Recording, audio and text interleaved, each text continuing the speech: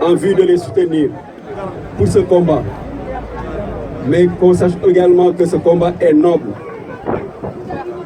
Ce combat est noble et se justifie par les revendications qui ont été faites par mes prédécesseurs.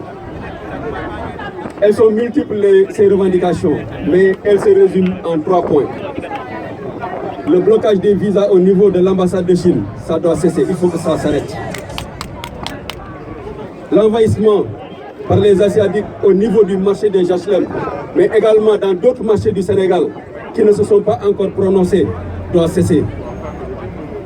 Et en 3e lieu, on a les foires qui asphyxient les commerçants dans leur lieu de travail, empêchant ceux qui avaient été annoncés et qui a toujours été annoncé comme contribution du secteur informel au niveau du PIB de diminuer progressivement et à la longue, ça va s'estomper. Ce qui fait que tout ce qui a été dit doit être consigné dans une lettre adressée au chef de l'État et à tous nos dirigeants. Qu'ils comprennent que les commerçants paniquent et que le boom est imminent. Qu'ils pensent à eux.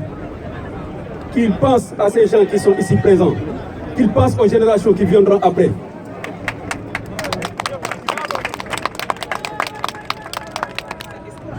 Qu'ils pensent et qu'ils agissent. Car sinon, ils seront obligés de voir ces gens se soulever. Et ce sera malheureux pour le pays.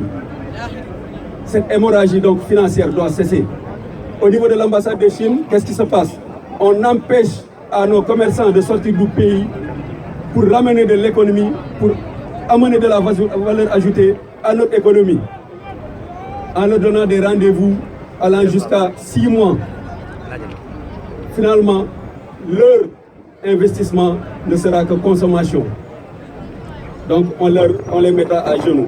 Ça doit cesser. Il est temps donc qu'on comprenne que Vice-président, Dr Assane Kane. Le Sénégal est un pays stable.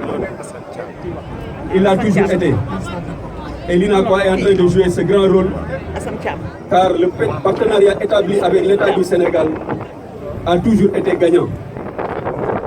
Ce qui est dit ici, ce qui est vu ici est entendu et bien regardé par le président Idi Thiam, qui fera les pas nécessaires à l'encontre du président de la République pour apporter une réponse adaptée aux attentes des commerçants du marché des HLM et au sens le plus large à tous les opérateurs économiques du Sénégal. Je vous remercie.